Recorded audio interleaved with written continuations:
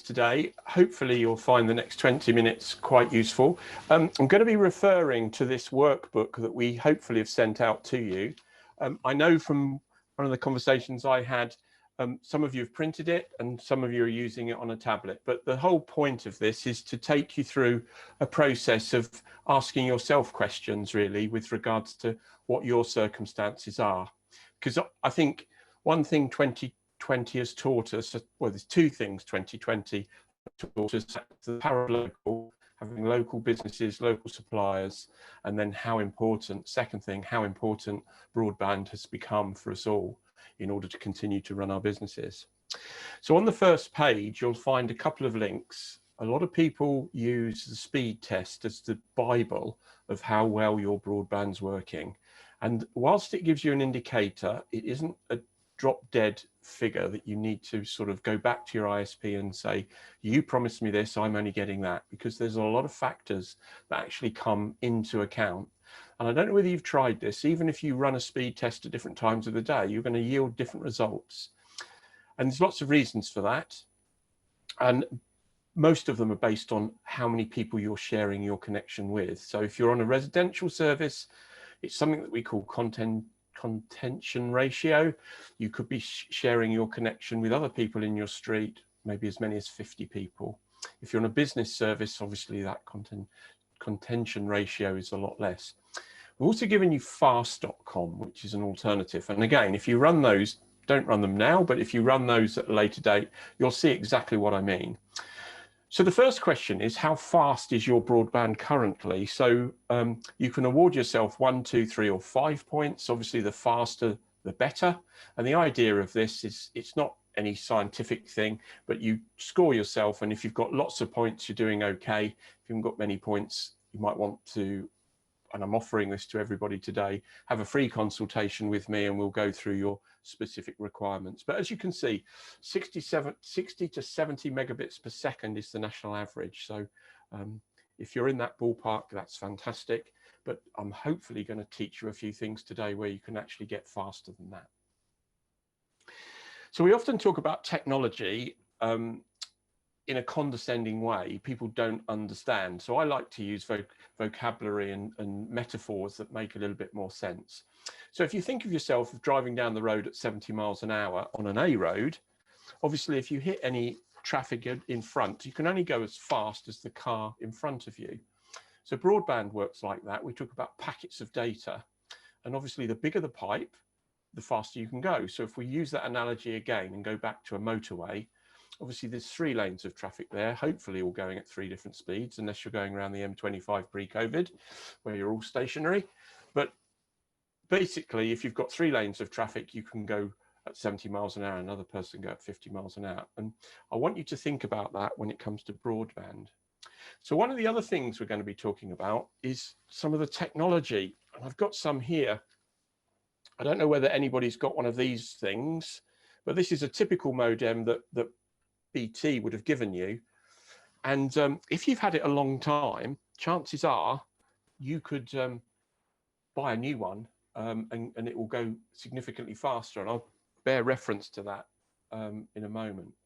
But similarly, where you place this device in your property is going to have a huge effect on how your broadband works for you. So I use the analogy, if you've got a bedside lamp and it's in the bedroom, it'll illuminate the bedroom beautifully. But if you want to go into the kitchen and the lamp's in the bedroom, it's not going to work so well.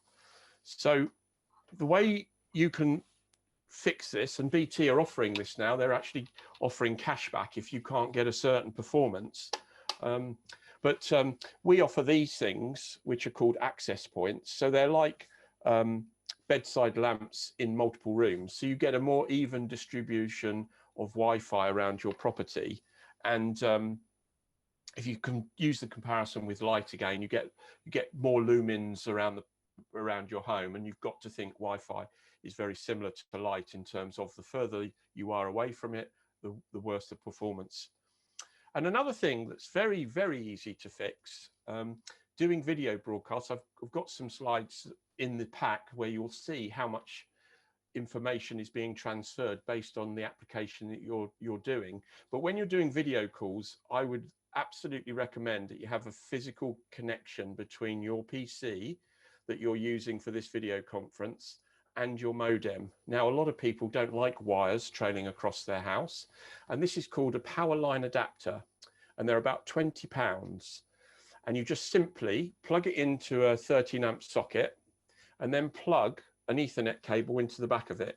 One goes where your modem is and the other one goes where your PC is. And it's really clever because it uses the copper cables in your mains electricity for your data traffic. So it will go out of your modem into the socket by the modem, through the copper cable, out at the power socket by your PC, and then you plug that into your PC.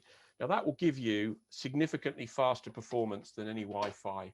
So there's a couple of things just for you to think about.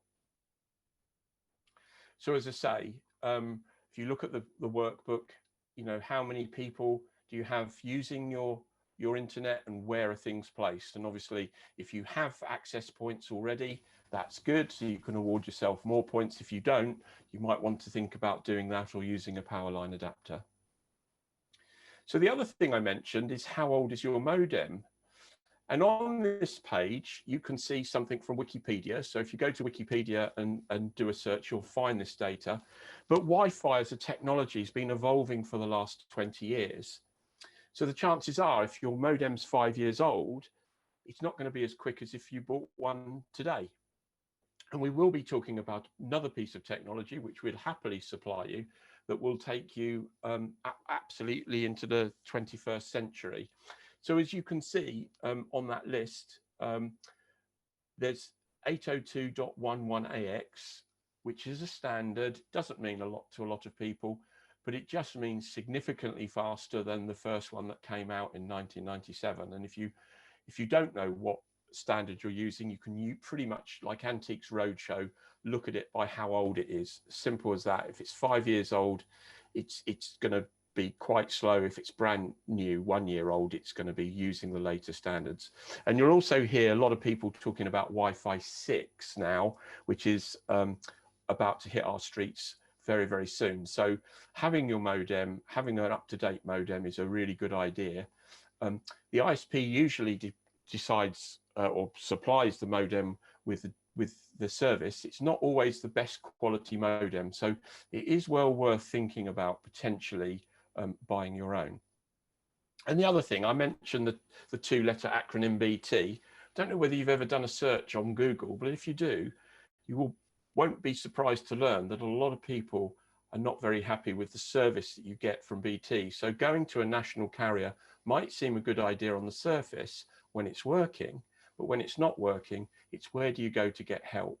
And as I said, BT have got a national campaign on at the moment where they're trying to stop people leaving them, their service, by offering them these adapters, which I think they should have been doing a long time ago, if I'm honest. But you'll also find people that fall into this category of, I've got my TV services. So whether you be a Virgin customer or a Sky customer, or indeed a BT customer, and you think there's a link between that and your package, well, I have to let you into a piece of information is that the two aren't connected. They led you to believe that you have to have one to have the other, but the truth of the matter is you can get your broadband from anybody, and we've got a demo, or not a demo, but a case study where we'll talk about that very thing. So you can still get your Sky packages even though you're not getting Sky broadband. And another one that we come across quite frequently, I don't know what it is about trending to bundle everything into one package, but utility warehouse. I'm sure on our network travels, we've all bumped into somebody that sells utility warehouse. And even which say it's a wonderful service, because if you buy all of your utilities in one, you get a heavy discount. But I think 2020 has taught us that having a discount is great, but if the performance of one of those things isn't so good, utility warehouse don't make it very easy for you to buy your independent broadband. And I would also suggest that you have a look at that. So the other thing that sorry to be the bearer of bad news, but the government are actually warning us that the full fibre broadband rollout is behind schedule. Now there's a thing. But using a piece of cable to connect to your modem also is a thing of the past, really. So why dig up loads of roads when you don't need to? So one of the things we've been helping people with during this pandemic is what happens if your modem actually goes down or somebody digs the cable up outside your house? How many of you know how you can actually use your smartphone to connect to the internet? So this thing here can be used as one of these things here, obviously without the cable. So if you'd like to know how to do that, if you're not doing that already, again, I'd encourage you to contact me and be more than happy to show you how to do that. But there are a couple of caveats that you do need to think about. A lot of people don't have unlimited data. So mobile phones is usually sold with three things: the amount of minutes you can talk on the telephone, the amount of texts, although those two are usually unlimited these days, but the data you're allowed per month is sometimes capped. So I would urge you to speak to your mobile provider before you start using your hotspot, because you can very quickly, particularly using video conferencing technology, burn through a lot of data. So again, the workbook is designed that if you have more data, you get more points. So I pay £16 a month for unlimited everything. So again, you might want to have a look at that to save yourself some money. And when we're talking about mobile, I'd also mention, don't have any loyalty to any particular brand of mobile. It's very simple. I would ask your neighbors what provider they use, and I would pick the provider that provides the best coverage for where you actually live. And that's another reason not to buy utility warehouse broadband, because they're not a telco, they resell somebody else's. So again, you're tying yourself down to a particular operator. So one other thing I'd just like to mention, we quite often when we do security seminars find out that people, when they go to cafes and things like a Costa or a Starbucks, they'll use the public Wi-Fi. That's a really bad idea from a security point of view. People like me can set up ghost Wi-Fi packages that could say it's a Costa. I could be sat in the Costa coffee restaurant with you, but you're not connected to Costa, you're connected to me, and I can then harvest all your data. And if you're doing online banking, you might want to think about using your mobile's internet connection from now on, rather than using a public Wi-Fi.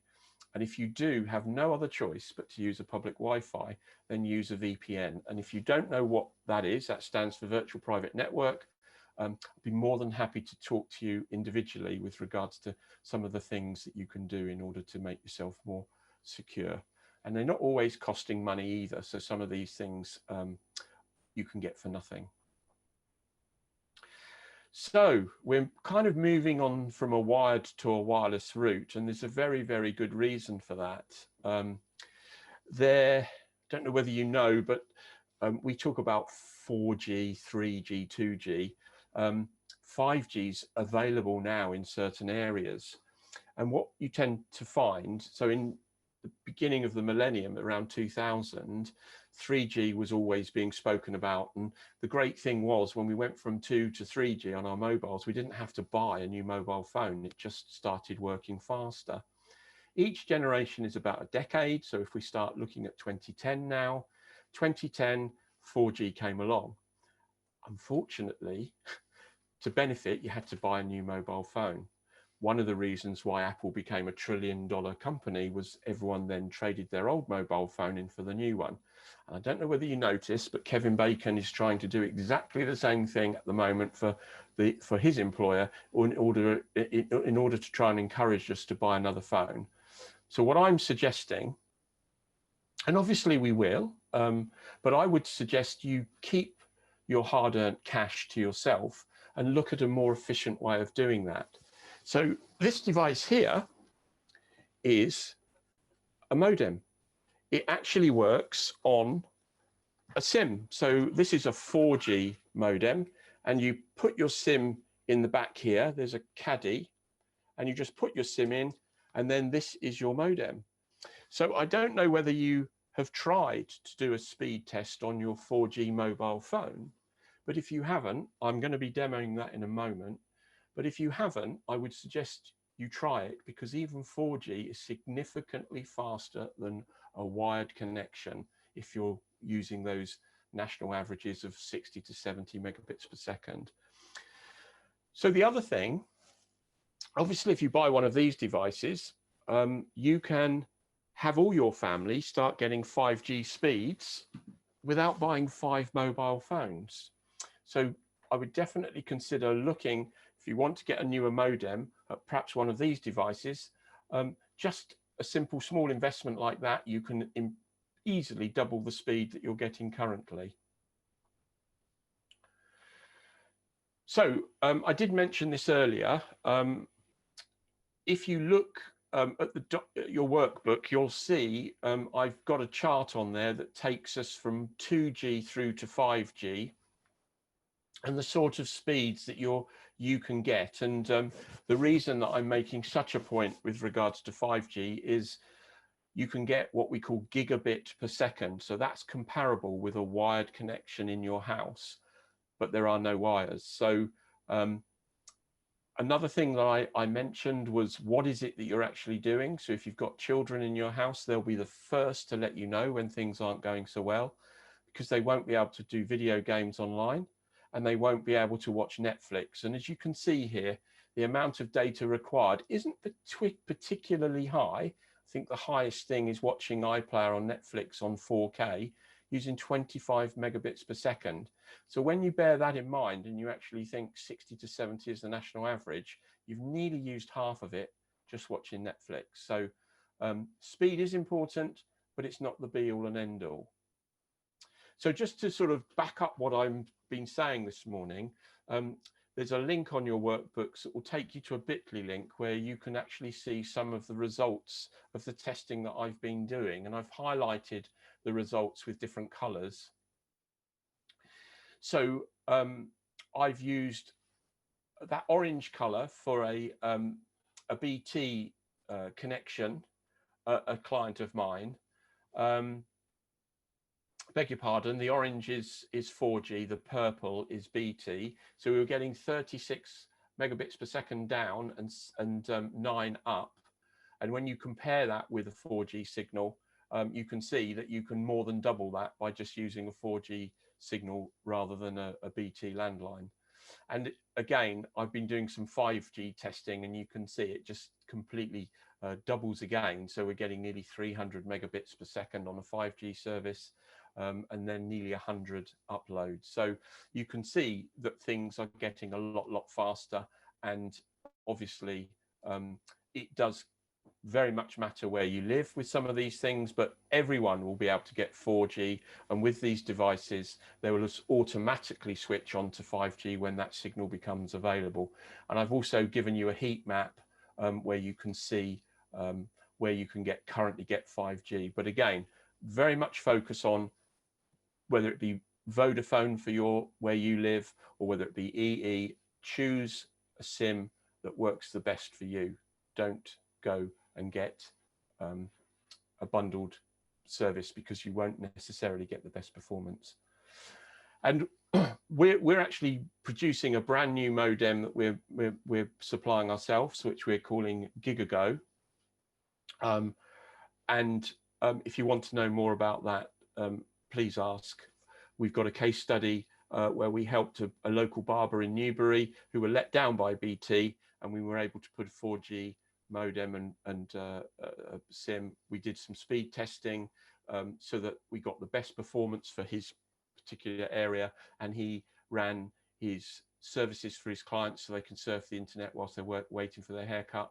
And we also put what's called a voice over IP telephone, so people can make appointments over the telephone, and that all runs off, in his case, an EE SIM.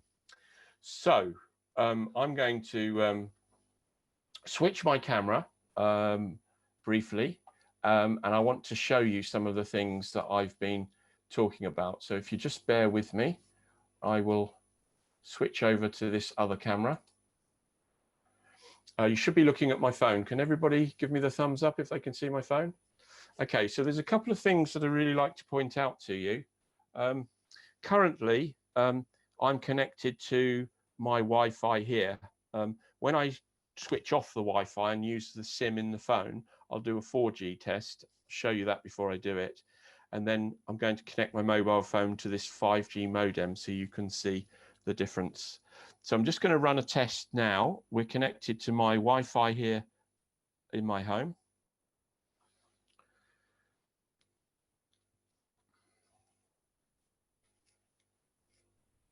And this is a service that's provided by Virgin Media, which you can just see at the bottom of the screen there.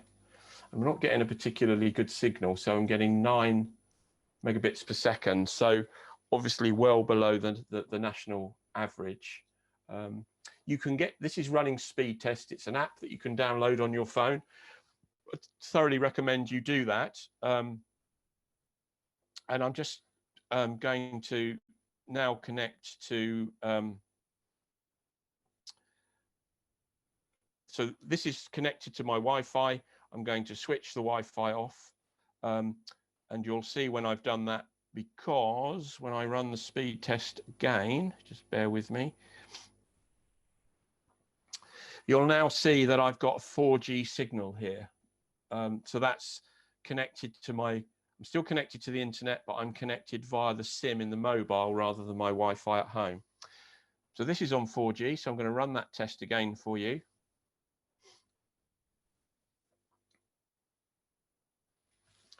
And this isn't uncommon. So if you run a 4G, if you've got a 4G mobile and you run a speed test on it, it's not uncommon to get 100 megabits per second download. So if you haven't done that, I would thoroughly recommend that you give that a go.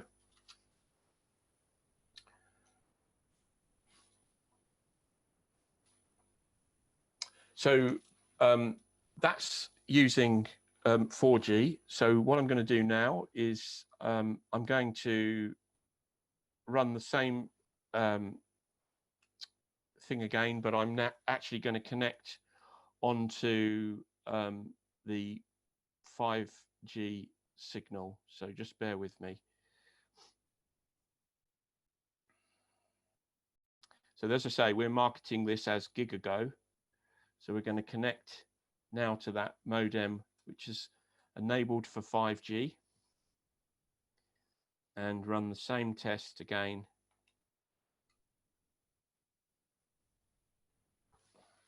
I do forgive me, I'm working upside down and making an absolute pig's ear of it. So there we go. So we're connected to GigaGo, and we will run that test again. So this is actually on the 3 network. And we'll run that test again, and you should see, hopefully, an even faster service. So that's running on a 5G SIM with that modem that I showed you, which we're marketing as GigaGo. So we're nearly, I have actually had 400 megabits per second, but again, it does depend on the time of day that you run your test, because obviously, sadly, if you're on a consumer service, you'll share service with other people as well. So that sort of brings me to the end of my presentation. We do have time for questions, so if anybody would like to ask me a question specifically, I'd be more than happy to answer it. Yes, go on, Jane, off you go. Yeah, I was interested because I'm looking at a cable to connect the modem to my laptop, which is in another room, or even when I'm coaching upstairs. So those plug-in things, Dave, do they have to be on the same circuit? Because our upstairs sockets are on a different circuit from downstairs. So in a normal property, you have a ring main upstairs and a ring main downstairs, but they all go back to the consumer unit where your fuse box is. So there are instances, particularly when people have had extensions, where that may be the case, but I've not found it if you're in a standard build house. So for £20, the one I'll send a link to the one that I'm recommending. You can get more expensive ones, but we use TP-Link. But if you want a really quick fix, Jane, I also bought a 50-meter cable. So yeah, well, that's what I said. You can test My it. My beloved doesn't want it trailing across his studio. I'm fine with it. But yeah, no, I'll try it and see. But yeah, I should be, certainly the 2 rooms where the modem is and where I am now are on the same circuit, but upstairs goes through the same fuse box. So no, thank you. Also, I think there was a question in the chat room as well, wasn't there, from Paul? Was it regarding the thing you connect from the plug you connect from the socket that gives you the internet, Dave? Yes. Yeah, I just wanted the name, but if you're sending out the link, that's fine. Dave, I was just going to ask though, how long do you think it will be before we have sort of meaningful UK-wide 5G coverage? So there are a couple of initiatives going on at the moment. Thank goodness the operators are starting to see sense too, and they are starting to use the same infrastructure. One of the problems we've had with mobile broadband is you have to have 4 individual masts because they weren't collaborating together. But there is now an initiative, because they obviously realise that it's a bit silly having 4 masts when you could use each other's to collaborate together. So I think that's going to mean that we probably have 5G, particularly where we live in the southeast, I would say within the next 12 to 18 months. But one of the things to bear in mind, although you get significant faster speeds on 5G, you need a lot more infrastructure. So the signal, they're millimeter waves, so you need more transmitters closer to you than you would with a 4G signal, which is one of the reasons why they're starting to share infrastructure. But I would say, I mean, even that barber shop that we helped last year, they were running perfectly fine on a 4G signal. But the key is to find a SIM that operates really, really well where you actually live. And one of the reasons why I like 3 in preference to the other 3 operators is if you have a 4G SIM and 5G becomes available in your area, it'll just start going faster and you won't have to pay any more. Okay, more questions? Well, I've got one. How do you avoid your bandwidth getting too low?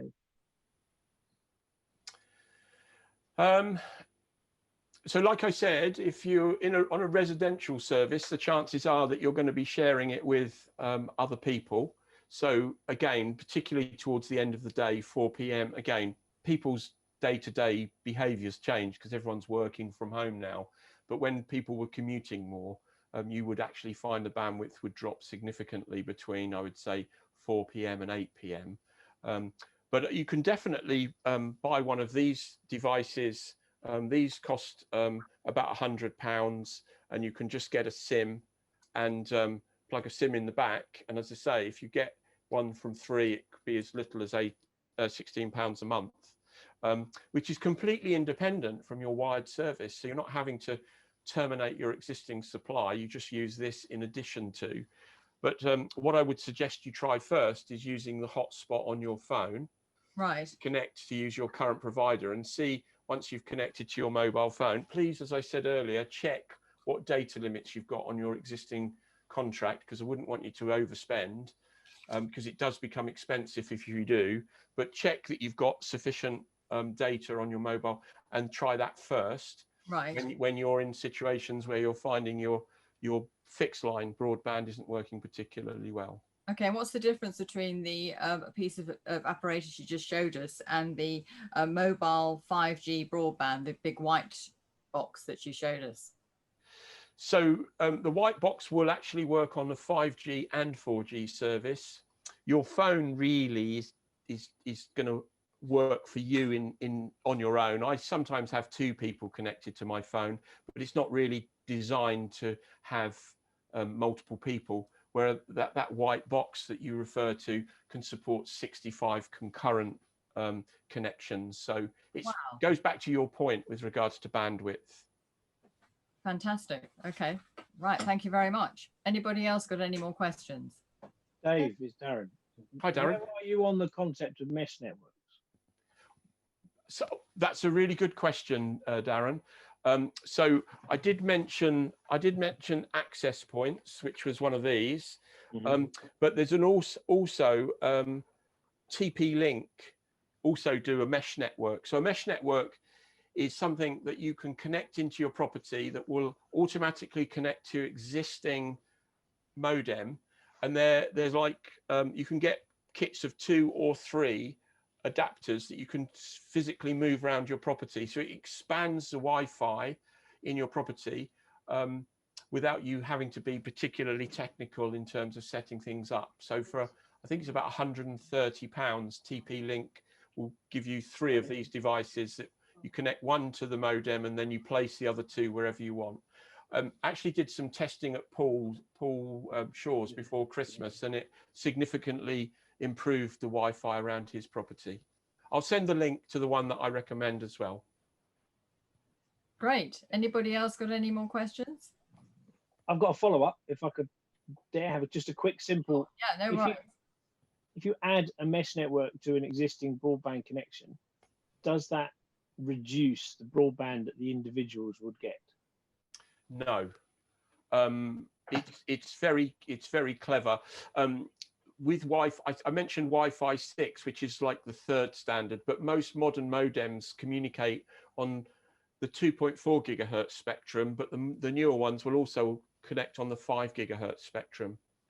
What we found, what I like to call broadband version 1 versus broadband version 2, that is true with version 1 when 2.4, because you've got microwave ovens and baby monitors and television infrared all competing for that same spectrum. So again, if you invest in a new modem that will work on 5 gigahertz, you take yourself away from that noise.